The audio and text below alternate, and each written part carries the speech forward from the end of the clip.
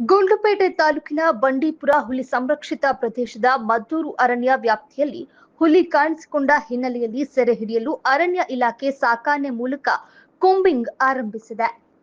ಮದ್ದಯ್ಯನಹುಂಡಿ, ಬೇರಂಬಾಡಿ, ಚೆನ್ನಮಲ್ಲಿಪುರ ವ್ಯಾಪ್ತಿಯಲ್ಲಿ ಎಸ್ಟಿಎಫ್ ಮದ್ದೂರು ವಲಯ ಸಿಬ್ಬಂದಿ ರೋಹಿತ್ ಆನೆಯನ್ನ ಬಳಕೆ ಮಾಡಿಕೊಂಡು ಹುಲಿ ಸೆರೆ ಕಾರ್ಯಾಚರಣೆ ಪ್ರಾರಂಭಿಸಿದ್ದಾರೆ. ಜೊತೆಗೆ ಡ್ರೋನ್ ಕೂಡ ಬಳಕೆ ಮಾಡಲಾಗ್ತಿದೆ. ಮದ್ದಯ್ಯನಹುಂಡಿ ಕೆರೆ ಬಳಿ ರೈತರಿಗೆ ಹುಲಿ ಕಾಣಿಸಿಕೊಂಡ ಹಿನ್ನೆಲೆ ಅರಣ್ಯ ಇಲಾಖೆಗೆ ಹುಲಿ ಸೆರೆ ಹಿಡಿಯುವಂತೆ ಒತ್ತಾಯಿಸಿದ್ದಾರೆ. ಬಳಿಕ ಎಸ್ಟಿಎಫ್ ಸುರೇಶ್ ನೇತೃತ್ವದಲ್ಲಿ ಕೂಂಬಿಂಗ್ ಆರಂಭಿಸಲಾಗಿದೆ.